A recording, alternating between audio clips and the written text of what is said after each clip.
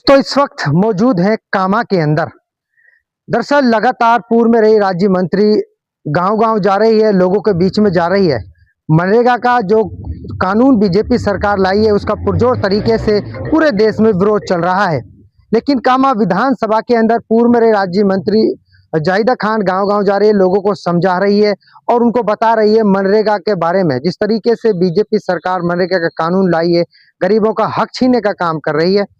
ऐसे में आज कामा विधानसभा की, चाहे पहाड़ी ब्लॉक की बात की जाए या फिर कामा ब्लॉक की बात की जाए, तो यहाँ पर कांग्रेस के दर्जनों कार्यकर्ता यहाँ बैठे हैं और ये धरने पर बैठे हैं यहाँ पर। और ये लगातार ये गुहार लगा रहे हैं कि जो ये कानून बीजेपी सरकार ने जो लाई है, इसको वापस ले बीजेपी सरकार। ऐसे में हमारे साथ पूर्व मंत्री जाहिदा खान जी, इनसे बातचीत करते हैं। जी, अच्छा ये बताइए कि जो बीजेपी सरकार इस कानून को लेकर आई है और कांग्रेस सरकार विरोध कर रही है और आप लोग गांव-गांव जा रही है, लोगों को समझा रही है, धरना भी चल रहे हैं, क्या लगता है आपको कि कानून वापस हो पाएगा? इंशाल्लाह ज़रूर वापस होगा। जिस तरीके का समर्थन लोगों को मिल रहा है और ये गरीबों के हक की बात ही हम कर रहे हैं, इसमें कांग्रेस पार्टी का कुछ नहीं है। इसमें हम गरीबों के लिए ही लड़ाई लड़ रहे हैं और ये सब लोग हमारे साथ हैं, तो इंशाल्लाह ये ज़रूर वापस लिया जाएगा। अभी तो ब्लॉक लेवल पे है, अब जिला स्तर पे का ये धरनाएं धरी जाएंगी, तो उसमें कौन-कौन नेता आने की संभावना है? कौन-कौन नेता आ रहे हैं राजस्थान? नहीं, ये हर ज़िले में रखा जाएगा, तो हर ज़िले का नेता अपने ही ज़िले में जाएगा। जैसे 3 तारीख को डीग में है, तो 3 तारीख को सब लोग डीग पहुँचेंगे और भी लोग पहुँचेंगे। हर ज़िले में होगा राजस्थान में। उसके बाद फिर प्रदेश लेवल पे आप कहिए कि सारे नेता इकट्ठा होके और सारी आवाम इकट्ठा होके विधानसभा का घेराव करेंगे। सबसे बड़ा संदेश अगर बात करें मनरेगा का, दिल्ली से जाएगा, क्योंकि दिल्ली का घेराव वहाँ पर किया जाएगा। वहाँ पर भी जो कुछ होगा मनरेगा के लिए बड़े-बड़े दिग्गज नेता आएंगे वहाँ पर। तो वहाँ पर क्या लगता है, जिस तरीके से दिल्ली के अंदर ये धरना धरा जाएगा, क्या लगता है सरकार झुक पाएगी बीजेपी सरकार? नहीं, सरकार को झुकना पड़ेगा। आपने पहले भी झुकती हुई सरकार देखी है बीजेपी की। जब 3 काले कानून किसानों के खिलाफ लाए गए थे, शुरू में बहुत लग रहा था कि नहीं हो पाएगा, लेकिन आखिरकार जीत आवाम की हुई। तो इंशाल्लाह जीत इस बार भी आवाम की ही होगी। बीजेपी सरकार कानून लाती है, लगातार कानून लाती, फिर बिल को वापस भी कर लेती, कानून को वापस भी कर लेती है, लेकिन शिक्षा की तरफ और विकास की तरफ ध्यान बीजेपी सरकार का नहीं है। मैं अहम बात करूंगा, अभी कठोल गांव से होते हुए आ रहा था, लेकिन वहां स्कूल की हालत बहुत ज्यादा जर्जर थी, रास्तों की हालत बहुत ज्यादा खराब थी।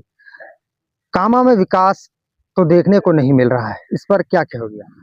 नहीं, मैं तो सिर्फ इतना कहना चाहूँगी, जहाँ तक बीजेपी सरकार की बात है, बीजेपी बिल्कुल भी कोई विकास नहीं कराना चाहती और लोगों का ध्यान भटकाने के लिए वो आपस में भाई से भाई को लड़ाती है, एक धर्म के लोगों को दूसरे धर्म से लड़ाती है, जिससे कि कोई विकास की बात ही ना करे। और जहाँ तक कामा की बात अगर ली जाए, तो प्रधान जी हमेशा ही कहते हैं, जलीस प्रधान जी, मैं कहना चाहूँगी कि अगर हमारे जो योजनाएँ हम लाए थे, उनको ही ये लोग लागू करा दें और पूरा करा दें, तो और किसी विकास की ज़रूरत नहीं पड़ेगी। चलिए, देखिए एक सवाल मैं करूंगा, आपको ध्यान से सुनना है। मंत्री जी, आपके राज्य में अगर बारिश हो गई और गड्ढों में पानी भर गया, तो उसकी जिम्मेदार जाहिदा खान थी। लेकिन आज गड्ढे नहीं है, ये कहें कि जोहड़ है रास्तों में, बड़े-बड़े गड्ढे हैं, बाइक सवार गिरते हैं, बहुत ज़्यादा पानी भरा हुआ है रास्तों में। आज कोई आवाज़ नहीं उठा रहा है, आज वो लोग नहीं आ रहे हैं जिन्होंने जनता को गुमराह किया था आपके खिलाफ, आज नज़र नहीं आ रहे हैं। असल में हमारी जनता बहुत ही सीधी है और मैं तो अपना परिवार ही हमेशा मान के चली हूँ। इसलिए एक परिवार के नाते इनको लगता है कि सब कुछ ज़ाहिदा करा सकती है। दूसरे से झिझक होती है, अब आवाम को तो डर है कि कैसे बात करेंगे पहले से। मुझसे तो एक बेटी, बहन या कह लो बहू की तरह बात कर लेते थे, परिवार की तरह बैठ के हम लोग। तो इन बेचारों में तो हिम्मत नहीं है और जो दलाल थे, उनको तो अपना मकसद पूरा करना था, उन्होंने लोगों को बहकाया। वो तो आवाज़ ही क्यों उठाएँगे, उनकी तो दलाली चल रही है। हमारे टाइम में चौधरी तैयब हुसैन के टाइम में हम लोग उससे नाराज़ ही इसलिए रहते थे कि हमने दलाली खत्म करी थी। अल्लाह के ऊपर है, अल्लाह की जो मर्ज़ी रहेगी, अल्लाह जो काम लेना चाहेगा, उसके लिए तैयार है। और जब अब मैंने एक बात आपसे कही थी कि मेरा परिवार है, तो परिवार के लिए तो इंसान हर तरीके से कोशिश करता है, कैसे बेहतर कर सके।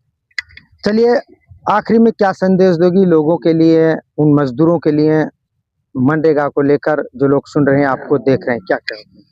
मैं तो यही कहना चाहूंगी, भाई एकजुट हो जाओ, औरों को भी इसका नुकसान समझाओ। अपनी लड़ाई तो बाद में लड़ लेंगे, लेकिन इसमें आप सब लोग एक हो जाइए, क्योंकि ये बिना एक हुए जब तक पूरा देश एक नहीं होगा, हम इन बीजेपी वालों को नहीं झुका पाएंगे और ये कानून नहीं बदलवा पाएंगे। अभी सीधे तौर पर पूर्व मंत्री जाहिदा खान से बातचीत की है और उनसे हमने जाना है। दरअसल आपको बता दूं, ये वही जाहिदा खान है जो कहीं ना कहीं कामा में जिन्होंने विकास की रेल दौड़ाई थी, चाहे शिक्षा की बात की जाए या फिर रास्तों की बात की जाए। लेकिन आज भी ये वही जाहिदा खान है, सत्ता में नहीं है, पावर में नहीं है, लेकिन फिर भी आपकी आवाज को उठा रही है, आपके लिए गांव गांव जा रही है और आपके लिए धरना पर बैठ रही है, सिर्फ और सिर्फ आपके लिए। क्योंकि बीजेपी सरकार कानून लाई है, मजदूरी खत्म कर रही है और जो गरीब लोग हैं उनके जो हक है उसको खा रही है। लेकिन आज उनके हक के लिए, उनके लिए ये लड़ाई लड़ रही है, धरने पर बैठी है और लगातार ये गांव गांव जा रही है।